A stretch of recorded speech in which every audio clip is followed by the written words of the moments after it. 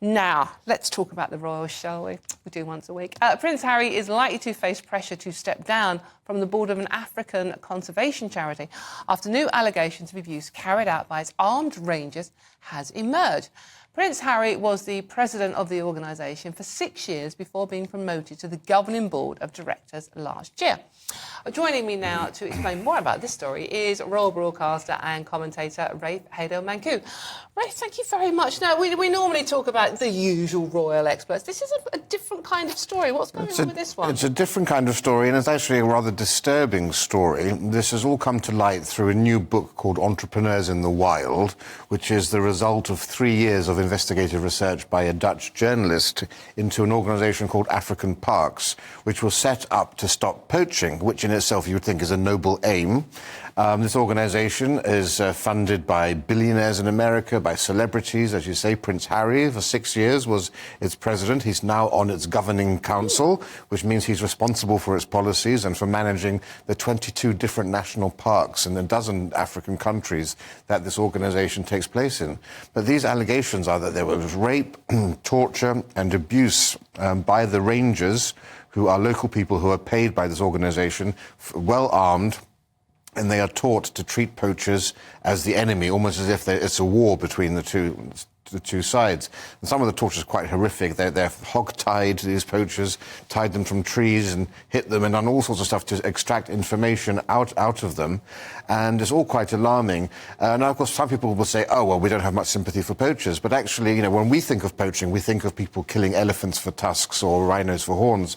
But actually, in a lot of these cases, these are tribal communities who are simply doing what they've done for thousands of years, and that's hunt for food, warthogs or buffaloes, this sort of a thing. So it's actually also a case of a big sort of Western-funded organisation interfering with the traditional lifestyles of these communities as well. It's very concerning, and there are calls now for Prince Harry to step down. There's a separate investigation that's already being undertaken by this African Parks itself, following another organisation called, I think, Survival International, which also has brought up allegations of abuse and so forth. Now, they're currently denying all of the allegations in this book. They say that this book is actually poorly written and researched, and the sources are unreliable. But it is actually quite an issue for Prince Harry, who, of course, has made conservation such an important part of his mission in life. But also, he's very concerned also with people in Africa, and so there's a conflict here. And the conflict, it is actually quite an interesting book, and this chap is a well-respected Dutch author, isn't he? It's not just knocked together.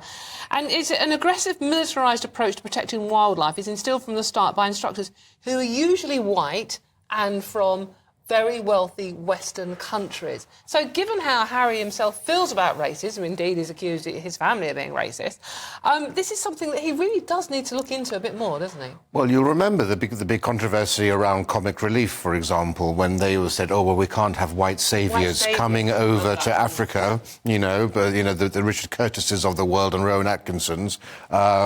So if that is wrong, then how is this any different, where you have people who are Dutch and European and American going over there and doing precisely the same thing, but in terms of conservation? Now, personally, I don't think it's an issue at all myself, but I mean, if you're going to have this policy or if you're going to have this mindset, you would seem to think that it would need to be applied over here.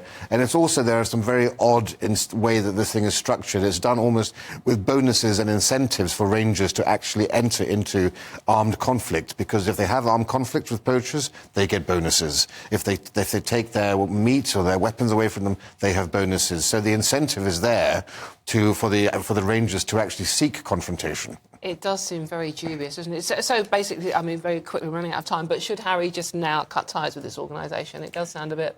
Well, I think everyone should wait for the investigation to finish, but certainly if I was Prince Harry and knowing his image, I think, yes, he'd be wise to at least take a back seat for a while. Yeah, no, absolutely. Well, other things going on. He's got some jam making to be getting on with or something, hasn't he? Rafe, thank you. Busy man. Very busy. All that jam to make. Rafe Heydel-Mankoo, thank you very much. Thank you so much.